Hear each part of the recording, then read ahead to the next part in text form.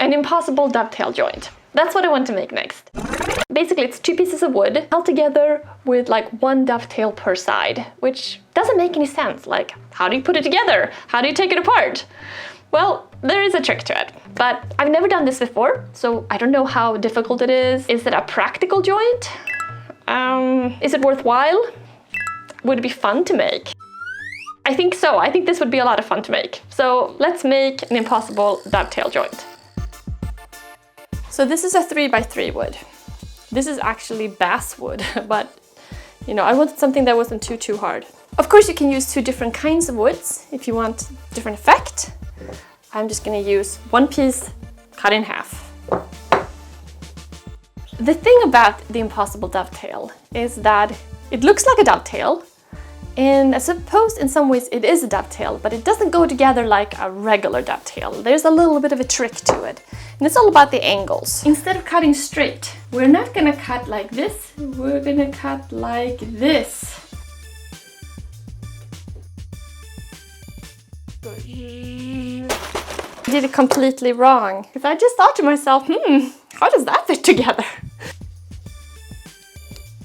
So that's what I'm looking for. So I have my pieces marked out. Hopefully I've done them right now. I'd be really careful because I know any mistake is going to show up like crazy.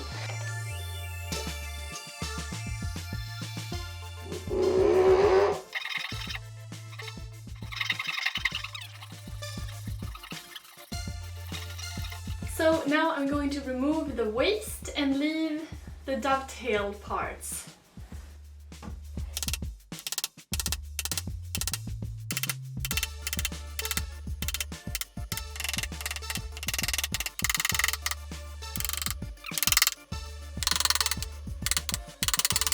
I think what I'm most surprised at here with this basswood is how hard it is. I mean, I realize it's end grain, so any wood would be hard, but man, I had the impression that basswood would be pretty soft, but no.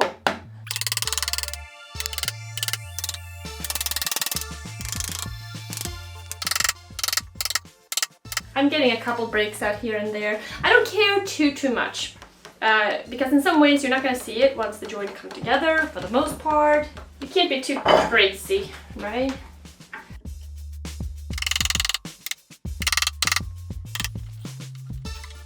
Okay, one side more or less complete. Like cutting these dovetails on an angle like this, on the end grain. And I love it, it's really fun. I just hope it's gonna turn out halfway decent, we'll see.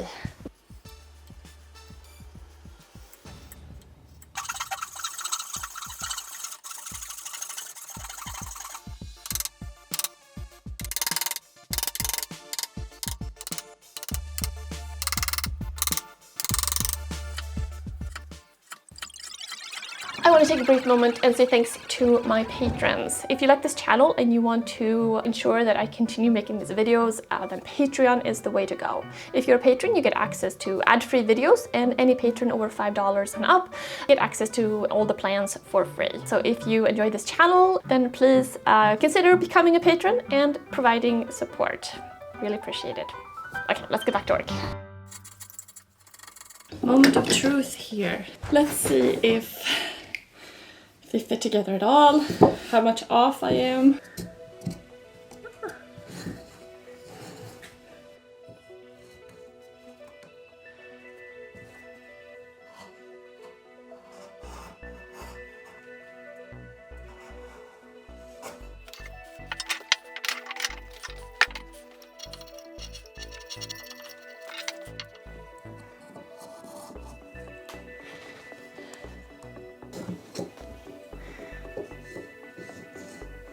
Not tight whatsoever. Is this perfect? No. Is it what I hoped it would be? No. I kind of think that the whole point with this is that it should be pretty tight. So you give it to somebody and they can't quite figure out how to do it. And this right now, it's quite loose. Okay, let's go over everything that I did wrong. Error number 1, I marked it out incorrectly. But that's easy enough to fix. Error number 2, I think I used too large of a piece of wood. I mean, it's easy enough to make mistakes, and you might as well work with a smaller piece of wood so you don't have to spend so much time chiseling and removing material, at least initially.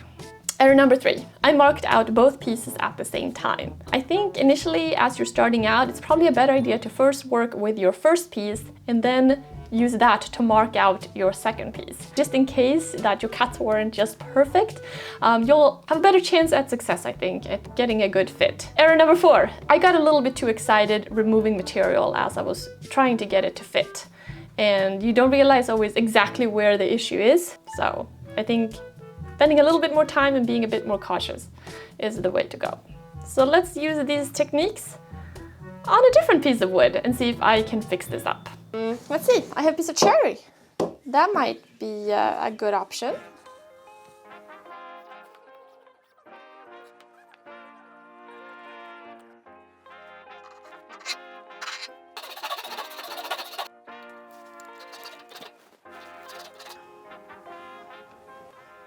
End grain. End grain is difficult. Like by definition, splits.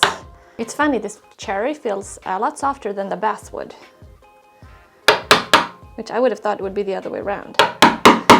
Future me here, just check this up. Basswood measures 410 on the Jenka hardness scale, whereas cherry measures 950. So cherry should be substantially harder. Although, I mean, I worked with like different pieces of cherry, different pieces of walnut can be very different from each other, so maybe it's something like that, who knows.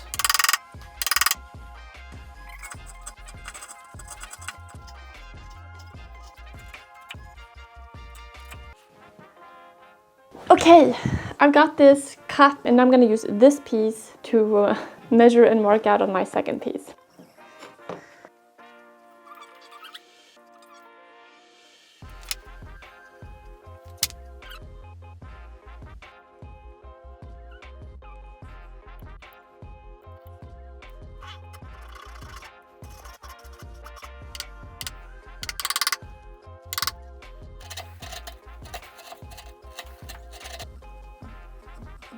Gets to the point where I'm like, I just want the damn thing to fit.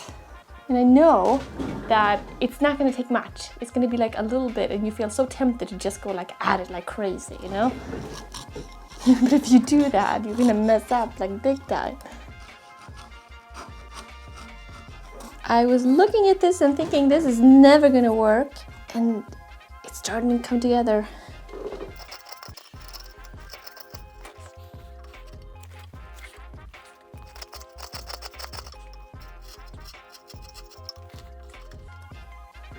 What's really wild is when I'm looking at it like this, I don't think it's gonna go in right, but it does. I have to say though, even as I'm putting it together, I'm like, ooh, how do I take it apart? It's not obvious at all.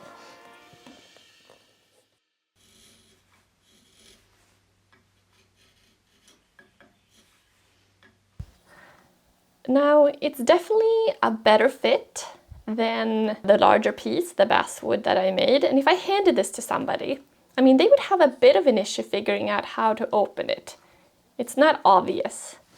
Not like the other piece that literally is just falling apart as you're doing it. At the same time though, I mean, there's a lot of holes, it's not perfect. Now the question is, do I continue making another one and another one, trying to get this just perfect?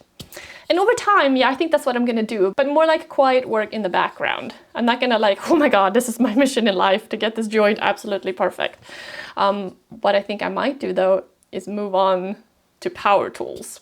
So let me know if that's something that you'd be interested in seeing.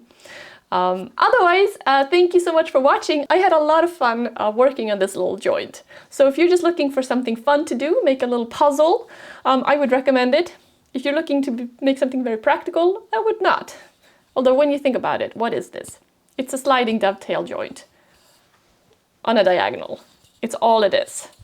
So maybe there's a little bit too much like fuss about this when it's like, in reality, it's quite simple. Thanks so much for joining me. Let me know if you have any questions in the comments below. Remember, if you want to provide support to the channel, then Patreon is the best place to do that, and I'll put a link in the description below. But yeah, I'll see you next time. Have a good one. Bye. Obviously, there are a lot of different ways you can make this joint. You can make a jig and use a router, you can use a table saw, you can use a CNC machine, or you can use the fastest and most precise method of them all, hand tools, which is what I'm going to use today.